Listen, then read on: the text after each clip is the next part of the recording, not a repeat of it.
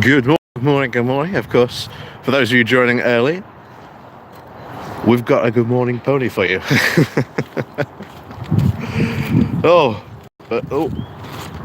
we go. It is very, very muddy again today. So again, just going to have to be a bit careful on my feet today, as always. But that's how it goes in Yorkshire, as we say. So, like I say, I'll give you... Caroline, good morning to you. Catho G, good morning to you. Dave W, good morning to you. Good morning to you all. Like I say, remember to click on the like and share button. Helps it get in. And of course, do remember to share it to any social medias, etc. Excellent, like button smashed. That's what we like. Anyway, I am a bit hungover this morning, admittedly. I had to perform my presidential duties for JCI last night. Mike, good morning to you. So I was at the beginning of the Senate weekend, and then I will be once again dining with the Senate tonight. So that's going to be fun. But yes, I had a little bit of booze. And the Fallen Cure, good morning to you. But yes, good morning. Of course, we'll now find out whether we can negotiate our way past this cow. This is now becoming the new currency of this walk. Once upon a time, we were plagued by a tunnel full of ponies. For those of you who may remember back long enough. Pretty Bird, greetings. Good morning to you. And of course, now we're going to negotiate with cows. Nick B, good morning to you. I'm not going to lie, ponies were far more easier to negotiate with cows. Anyway, here they are, as always.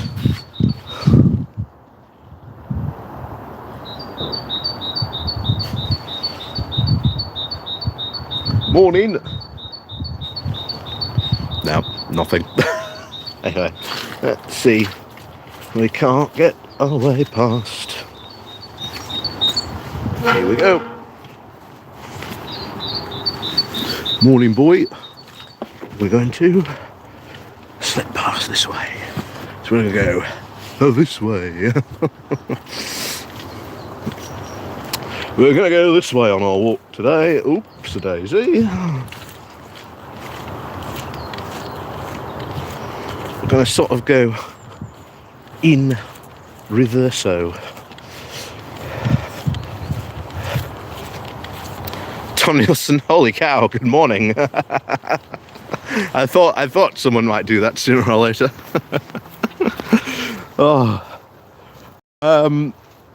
But yes, good morning. Welcome one and all to the Good Morning Walk. Hope you're all suitably warm today, because my word, it's been cold this week, especially up here. I think apparently it snowed a bit in London. But yes, interesting week to say the least. But unfortunately, it is confirmed, very, very much confirmed this week, what I have said and have been saying for quite some time. Not only is the left incredibly bad when it comes to foreign policy, I think even when it comes to defence policy, I think the left is increasingly bad at that. Scott, good morning to you. So, of course, I think we're all fully aware by now that the UK and the US attacked Houthi rebel positions in Yemen. Now, let's have story time, because I think it's important before we even go on to discuss anything else, why we got there, why. Oh, hang on, there we go. Negotiate the bit of muddy ground.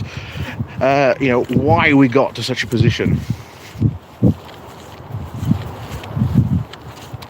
where the US and the UK felt that a necessary response was a kinetic one. Of course, that's the fancy way, of course, to say we shot a bunch of missiles back at them. Larry the Cat, good morning to you. Yes, good morning everyone else joining us as well.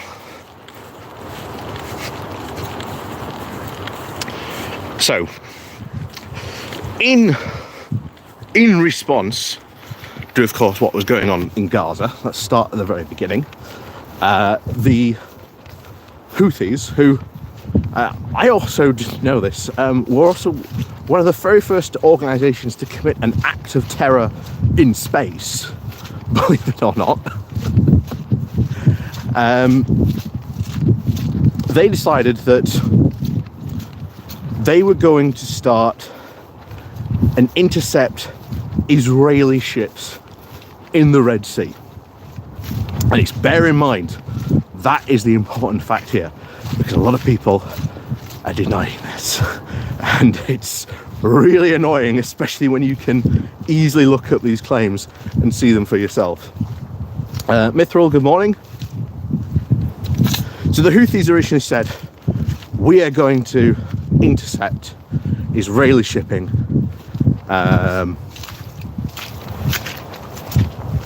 on the Red Sea. That's what we were going to do. And initially America went, hey, don't do that. And initially they didn't. Then what happened was that a tanker, or at least a container ship, was attacked. And that ship itself was not Israeli, was not bound for Israel, and it didn't even have any Israeli crew on. So, that's where all this starts. Then, of course, this is where the UK, well, the US first sent destroyers in. The UK sent destroyers in. They even went to the UN and said to the Houthis, hey, knock it off, because right of navigation is a pretty big topic, and historically for the UK as well, right of navigation is been a very sort of historical topic for the UK, because essentially what that means in international waters, unless a ship from another country has a valid reason to sort of stop, intercept you, they can't stop you, essentially.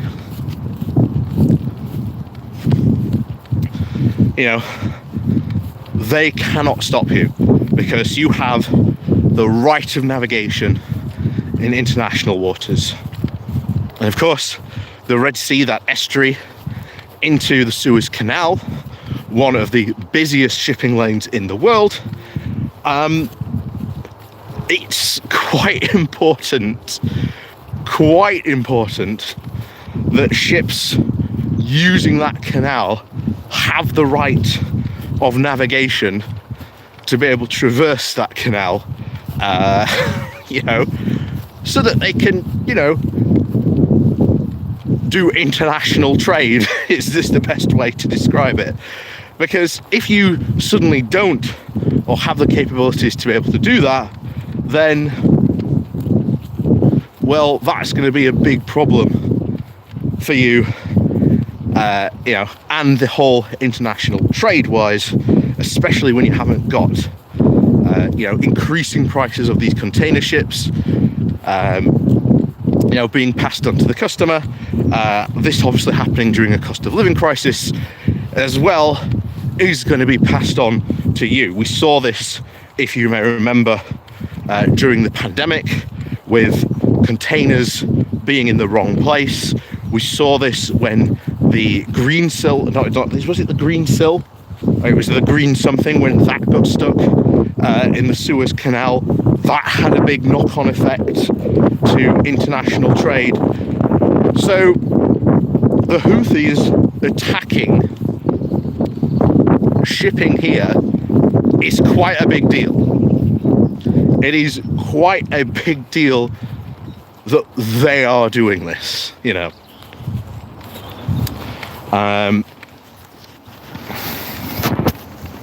there comes a point where you have to go, hey guys, if you keep on doing this, you're gonna find out. As they say, mess about, find out. So at this point, we've had an initial attack, and the response has been from America and the US, and even from the UN, saying, hey, don't do that, or else, well, you're gonna find out. This then leads to more attacks. Ben Ridings, good morning to you. This then leads to more attacks happening.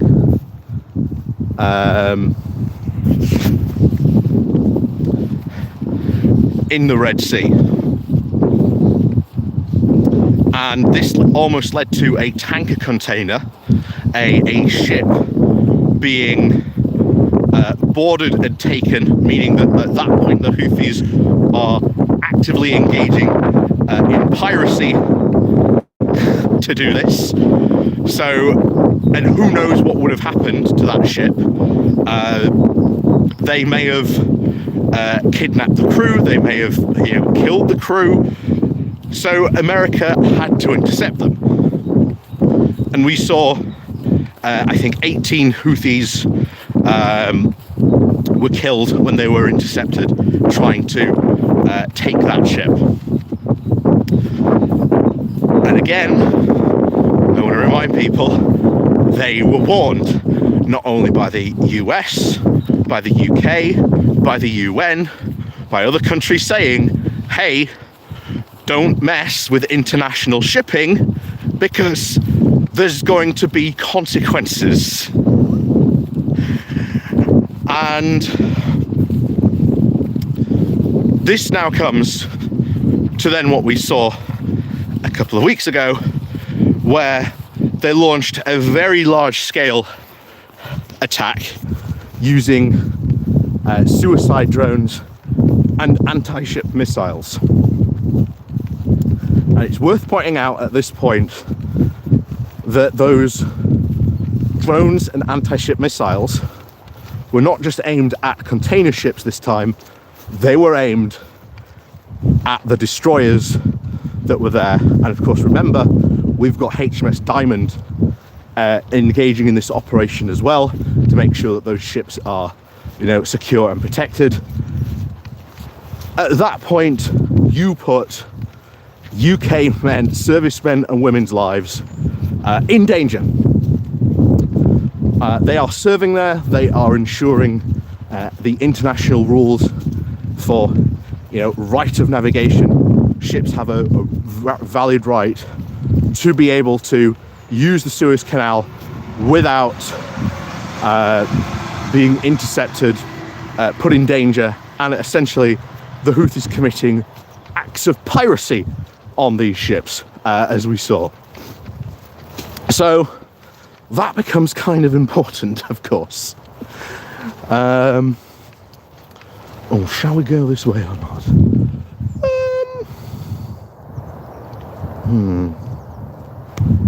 I've never been this way before, but I know where we're going. Mike Fletcher, yeah, apparently the cost of oil due to the diversion of ship has shot up on the market, so the price of petrol will be going up just as it was coming down. Exactly, because this is another thing that is well worth reminding people of. If, as we say, that is a major route for oil and gas, shipping as well through these sewers, you will at that point. Oh, hang on, we've got to cross train track here, so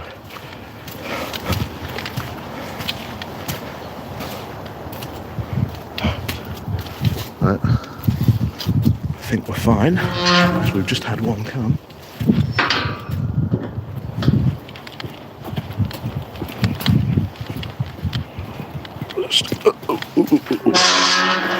Cross on over.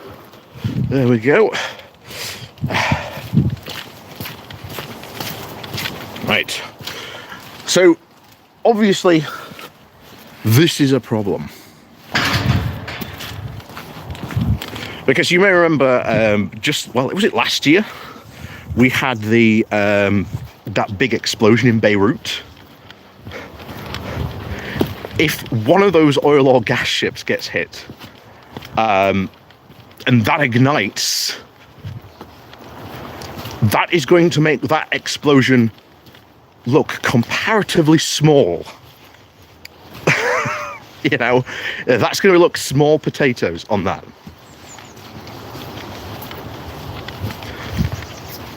Exactly, Scott. These events are causing price increases. This should be reiterated.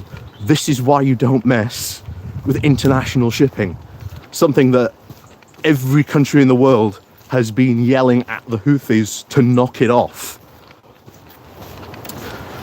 So we got to that point now in our story where there has been a mass airstrike, and some of these strikes were not aimed at international shipping. These missiles, those anti-ship missiles, one was aimed at HMS Diamond. So, as we've said at that point, you've got UK men, service and women. They are there to protect international shipping. They are put in danger. The Houthis have been warned continuously, if you keep on doing this, there will be a response.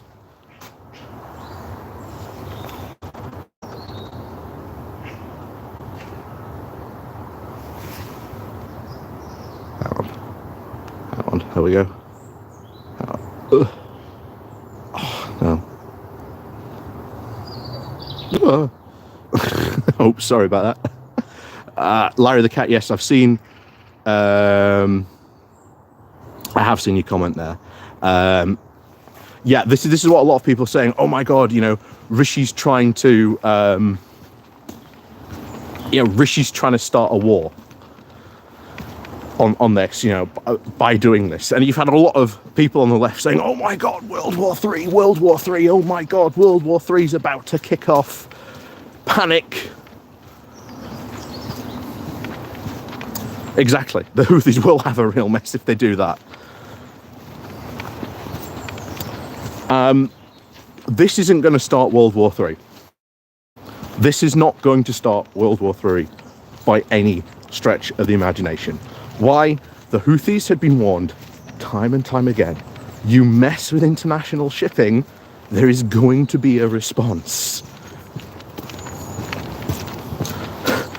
World War III, no, exactly. But this is what a lot of people on the left have been saying. And this isn't even the dumbest part of what some people on the left have been saying as well. Nicholas says, I'm sure Labour would have supported the action, but should have Parliament been consulted first? No. If servicemen and women are put in harm's way and there is a danger, a Prime Minister can authorise a strike. That's another, you've seen a big conversation, oh, well, Parliament should have been consulted. Not really. That is one of the, prime ministerial powers that Rishi Sunak has. He doesn't have to consult Parliament. Now, you will notice that Labour has said they will expect a parliamentary statement on the issue, and there has been a parliamentary statement on the issue.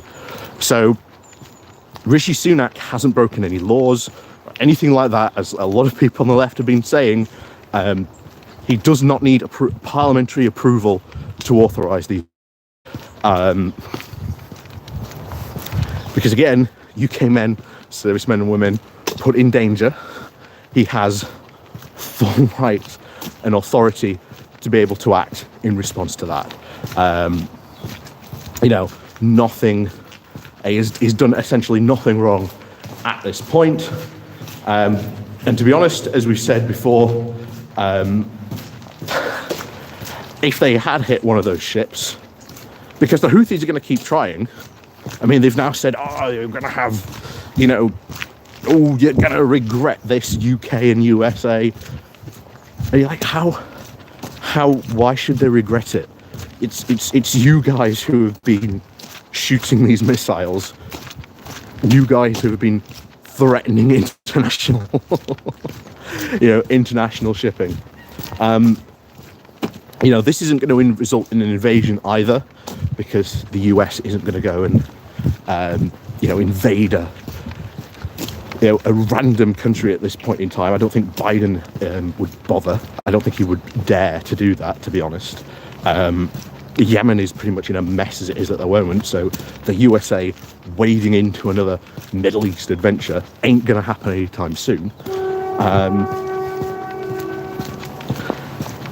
But as we've said before, the Houthis were warned.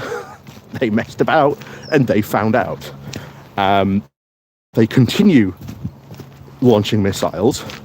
Then the UK and the US are going to be left with no option but to respond. The idea that they don't respond to this blatant provocation of threats and attacks on international shipping would be ridiculous. They'd be fools not to at this point.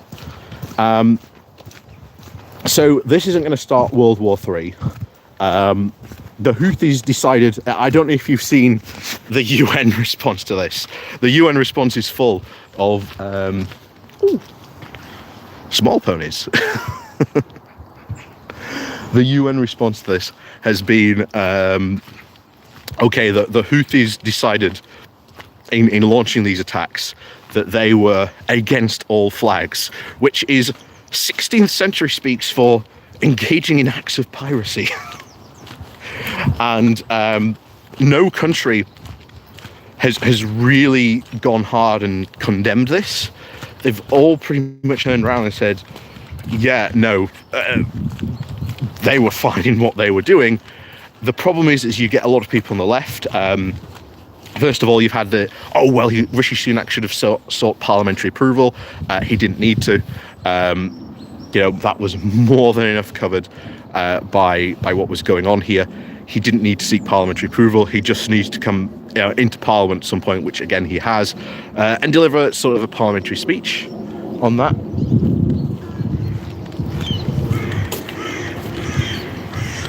Oh, I wonder if the little pigs are out. I don't think they are. I don't think they're up yet.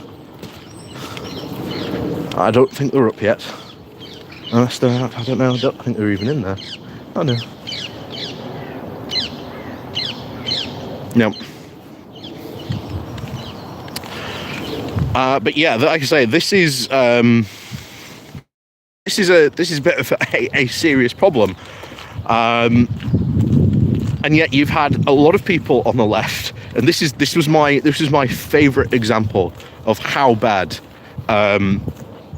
people have messed this up on the left in trying to respond to this just to condemn America. I don't know how many of you know, did Cameron scare off this little, possibly, who knows. I don't know if you know Brianna Greyjoy. We've never covered her on this channel, but I've known of her for quite a while. She was Bernie Sanders' communications secretary when he was running for the Democratic nominee. She gained a lot of prominence during the absolutely ridiculous Force the Vote campaign. Needs to say, there's a lot of commentary by a lot of other people who have said what an ineffectual campaigner she really is, and her very awful political takes. There's plenty of other people that have covered her far more in depth. But if you are interested in looking her up, there's a lot of criticism about there on this. So she came out and she said that all the Houthis had been doing was peacefully blockading the Suez Canal.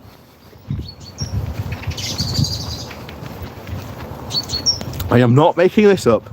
Brianna Greyjoy came out and said that the Houthis had been peacefully blockading one of the most critical shipping lanes in the world. And bear in mind, blockade under international law is illegal and an act of war.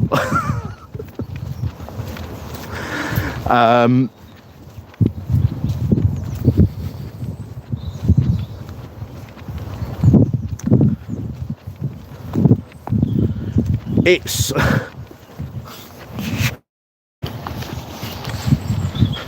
if peacefully means illegally. Yeah.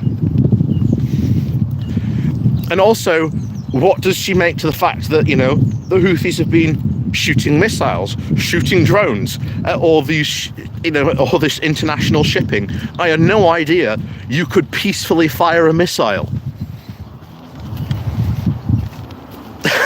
Just,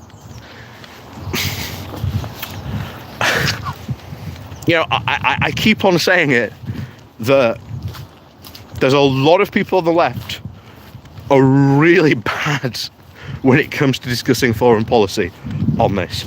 Really bad when it comes to discussing foreign policy on this. And I think it just goes further than that as well. I think it goes on to defence policy that the left is really bad on as well. That, again, another area that's quite important that the left should be talking about. And not afraid to talk about either. But in this case, there's a lot of people saying that, oh, you don't understand, the Houthis were peacefully protesting. And I kid you not, is what has been the stance by a lot of people. And I'm like, no, hold on, guys. They were attacking international shipping. What should we have done then? Just continue to let them attack these ships? Let them take hostages in the Red Sea, in these areas? I'm a bit confused, guys. What exactly should we have done instead? To this.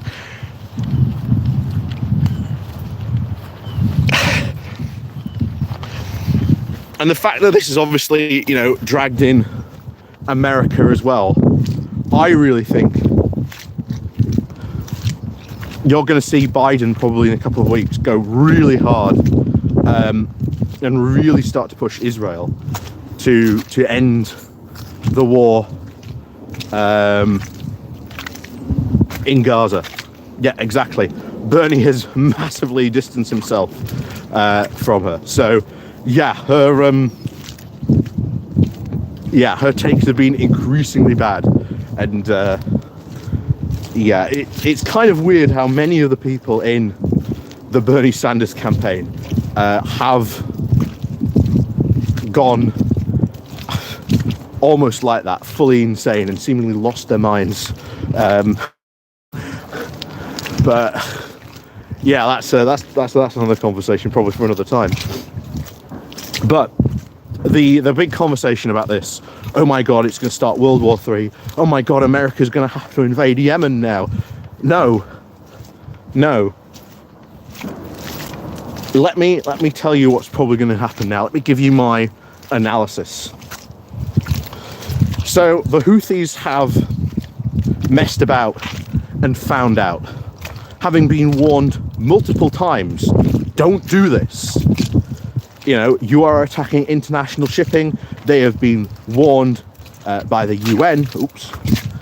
They've been warned by multiple countries, do not do this, even in the Middle East, because this, as they said, would have big implications on economies around the world.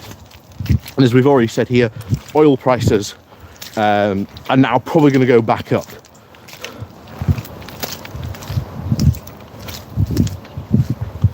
So this is one of those situations where they've messed about, they've found out. Will they... Hang on. Mithril, stop selling weapons, stop selling the Saudi, be a start ball hat man, but you were ignoring it that because it's inconvenient. Yeah, we sell weapons to a lot of people. Should we be selling weapons to the Saudis, obviously, to, you know, the war in Yemen? Yeah, I think we probably should have stopped doing that a long time ago.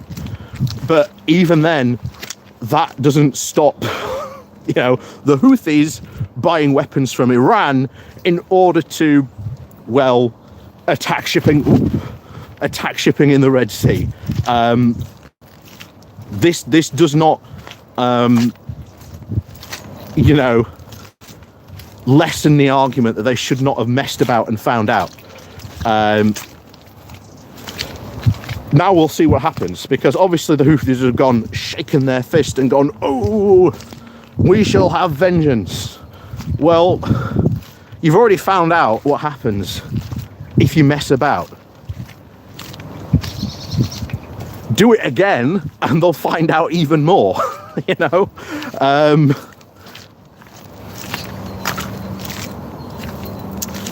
Hugh, good morning.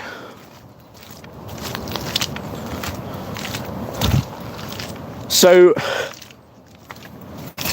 because I like I say, I would love to know what should have we have done in response to this when, you know, the largest such attack of this type had taken place. Morning from the Fun Factory. Good morning. You know, what should have the UK response been to this? Should we have just said, hey, Houthis, knock it off?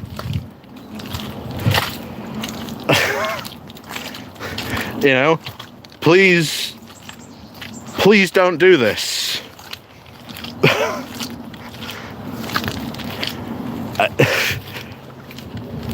Because they've been told repeatedly up to this point, hey, don't do this, knock it off, stop what you are doing, and yet they have continued to do it.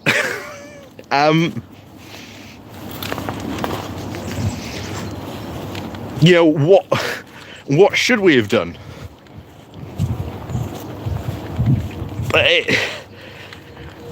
There is, and I've always said time and time again, there comes a point in foreign policy where you have to flex your muscles, where you have to, demonstrate strength. If the Houthis are going to continue to launch missiles at international shipping, then I see no reason why airstrikes on Houthi military positions should not continue, because, as we have said multiple times to them, if you continue to do this, we are going to react. The Houthis poked the bear, and now the bear has bitten them. And now they are annoyed that the bear has bitten them.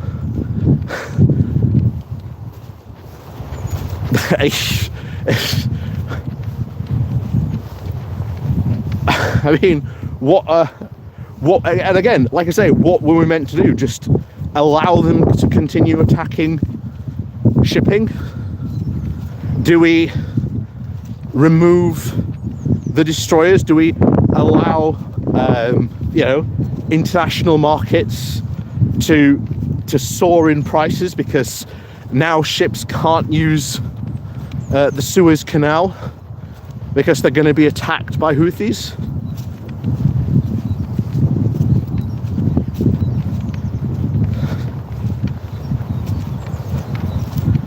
Because there should be a response, and if you are on the left and you don't think that the military strike was a good idea, then you should have an answer ready for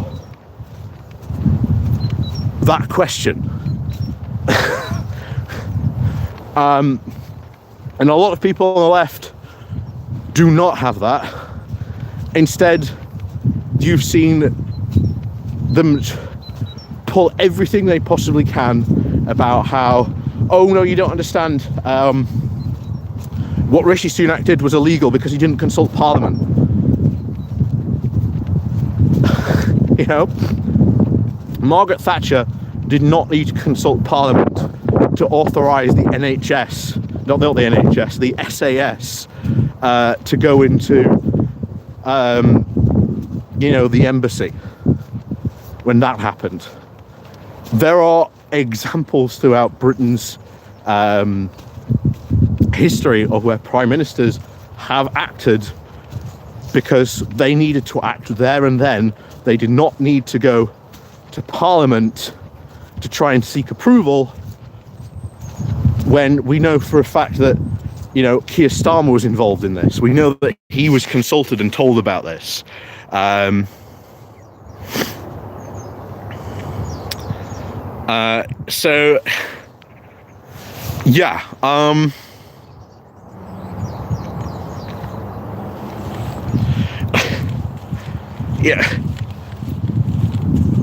then, as we said, as Labour said in response, so long as Rishi Sunak comes to Parliament and delivers a statement on this, that's fine. That's what prime ministers are sort of meant to do in this situation. And then, quite frankly, if you see anybody saying that the Houthis were just, peacefully launching missiles,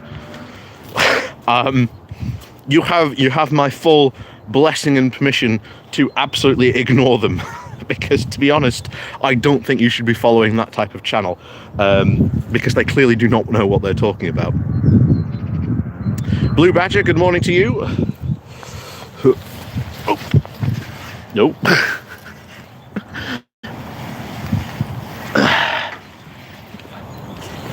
Here we go.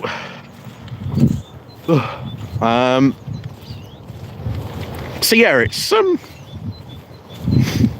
yeah, it's it's kind of important that we know and we understand how we got here, and people do seem to ignore the fact of that.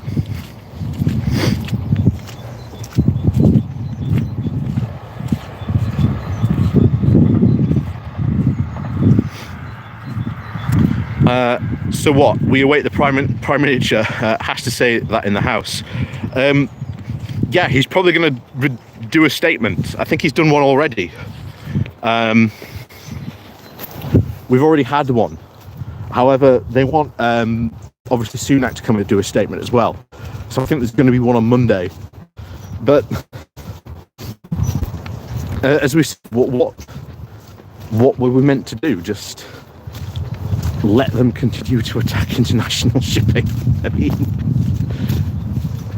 as we said, there's a lot of oil and gas that gets shipped up and down the Red Sea. If one of those gets hit, you are going to see an absolutely colossal explosion. It's going to make the explosion in Beirut one of the biggest non-military explosions in history look comparatively small.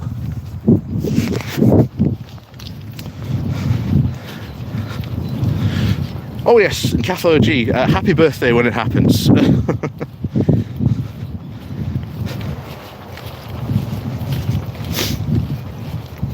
So,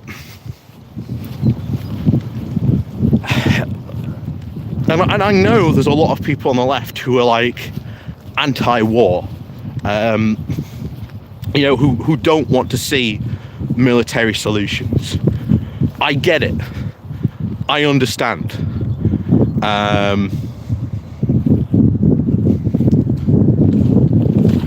But what should have our response been then? Mithril, international shipping embargoes are okay if we do it, but only okay if we do it, the G7. Yes, because an embargo is different to a blockade.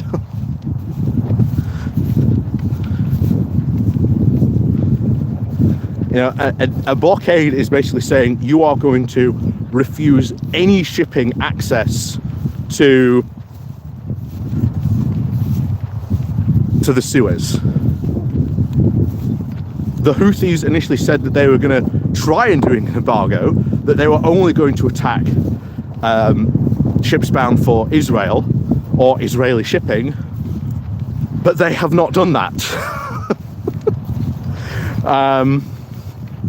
They've attacked multiple ships, and I want to stress the importance of this. They have been warned repeatedly after other attacks they have tried, even in one case trying to seize a container ship.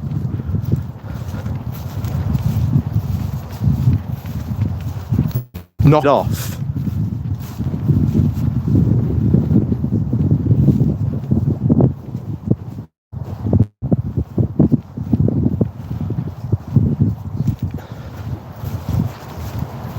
You know, what are we meant to do? Because this is why, again, the left fails when it comes to foreign policy and again defense policy as well. The Houthis have messed about. What should we do? What should our response be? And very often the answer from the left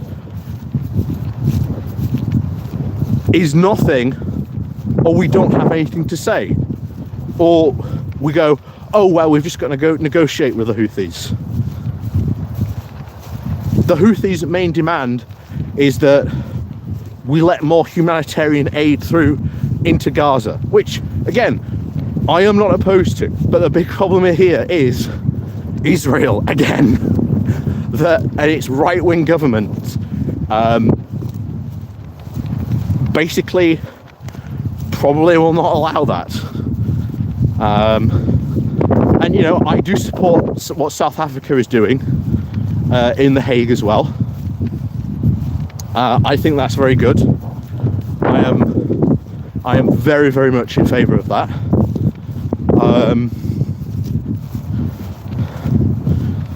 Because obviously if they do succeed in that, other things will then happen on top of that. But we'll see.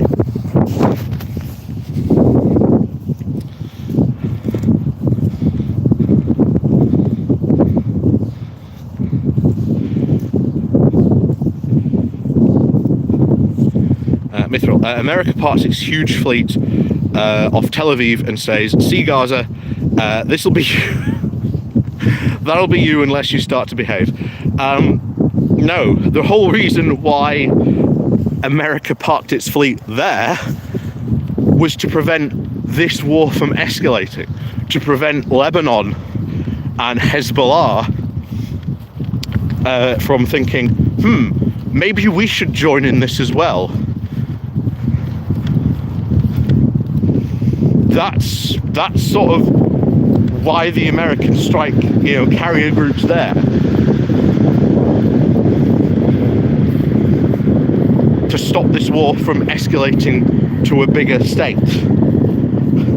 Now, you can agree or disagree that it should be there, that's fine, but them having that carrier group there, I think, is a massive deterrent to Hezbollah from trying to start anything in northern Israel.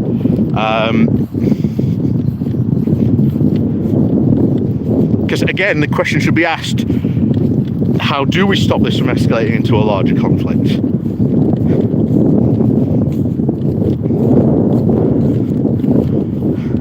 Because sometimes, parking your big guns off the coast somewhere can be a very good diplomatic way to go, hey, mess about, find out.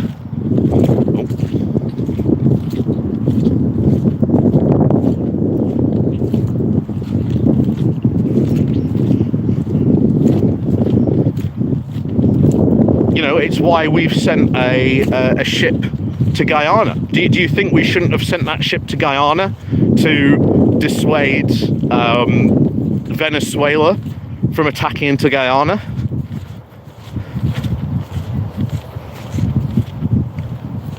Because that's another thing that we've done recently. Should we recall that ship and just say, okay, there you go, Venezuela. If you want to invade, we're going to have nothing to say about that.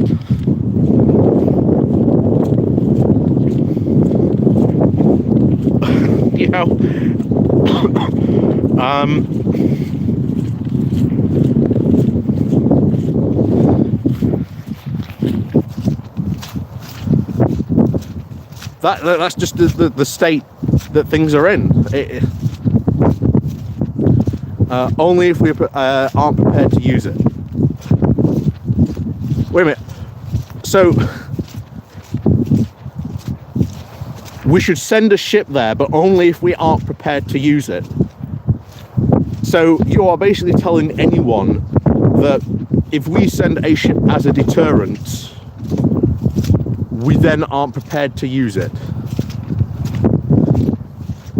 Then that labels anything like that in the future sort of being labelled useless, because any country where we might say want to deter another invasion in the future by doing that, so if they go in, we have to use it. Yeah, that's what a deterrent should be. That's what you should be doing. Gaza's oil reserves that Israel wants.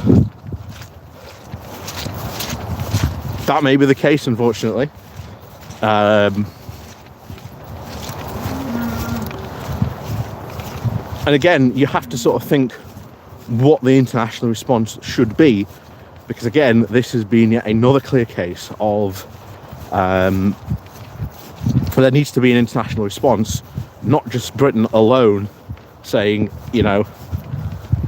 hey, Israel, knock it off, because as we've seen, Israel isn't interested in listening.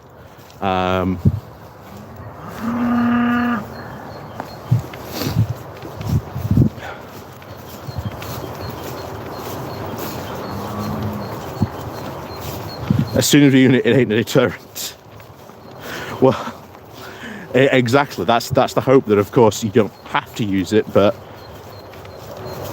it being there, shall we say, that hasn't, Venezuela hasn't invaded Guyana. Of course, the troops are still at the border, engaged in anti-mining operations, but they haven't invaded.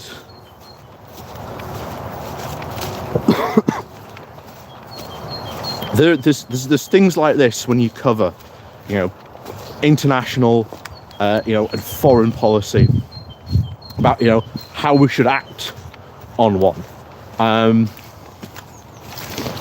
Robin Cook, of course, infamously said, Britain should have a moral foreign policy.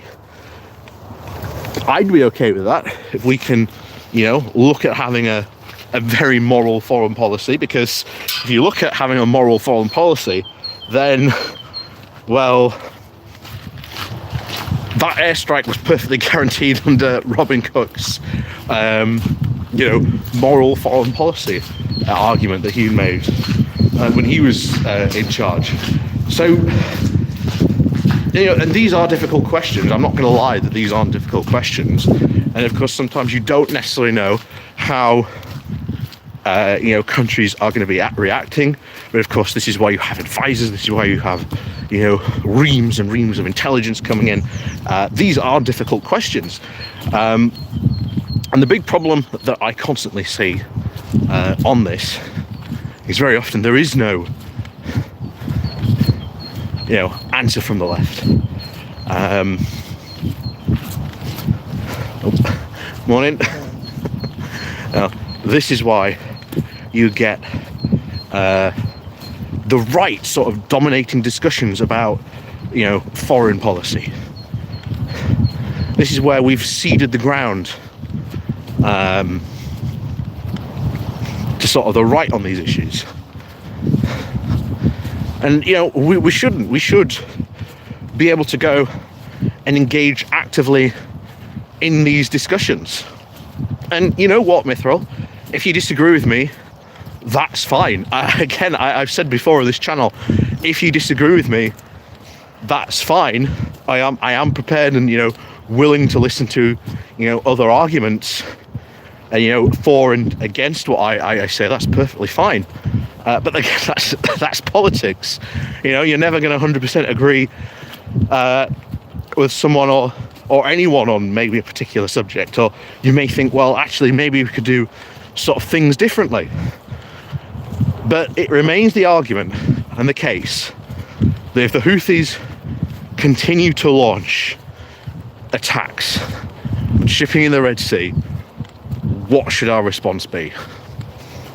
Should we just continuing to intercept while, saying, don't do that? Because that's where we are.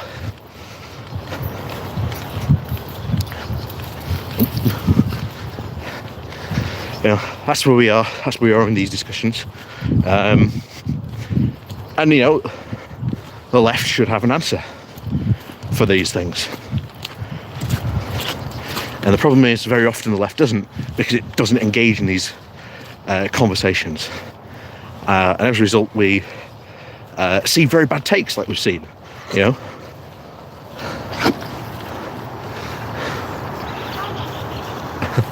Oh, morning. There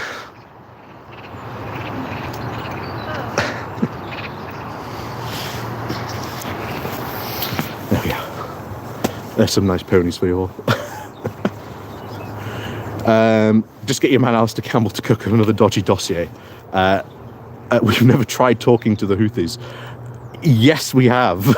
During this, that's wrong. We have. We've consistently said to them throughout all this, hey, please don't, attack international shipping. It's considered a crime, piracy on many cases. So we have. They've continued to ignore that.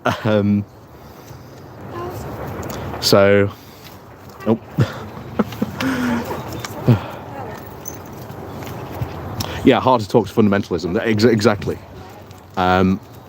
What do exactly we say to them? In that case, in those regards, because they are, a fundamentalist group for a reason. What are they going to say? What's their response in some of these cases going to be? It's a bit hard to sort of predict that. Ches, we need to send my mum out there to get them sorted out.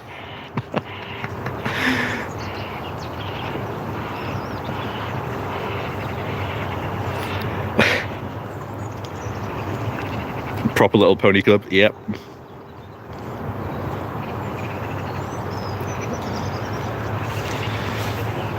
So yeah, it is hard. It's not easy. You know, I will say that. But what should the left response be in this? Should we just let them continue to attack? And even if you do go and negotiate with them, their response is going to be something that we can't control.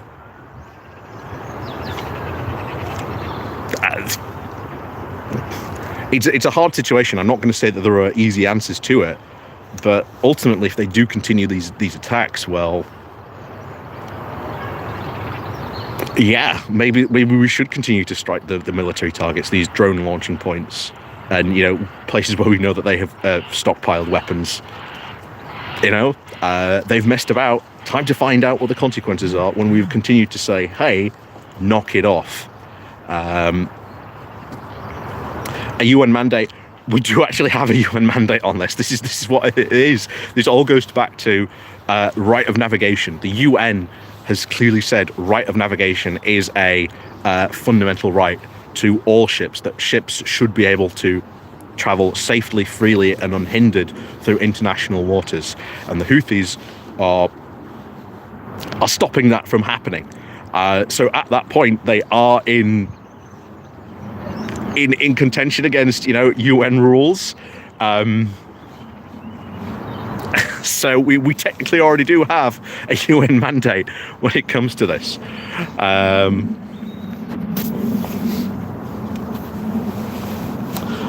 not saying the Houthis are right, but you've got to admire the cast iron balls in them. Well, yeah, exactly. You know, they poked the bear knowing full well that there probably would be a response, and they got a response. But as always, thank you so much, of course, for watching this morning.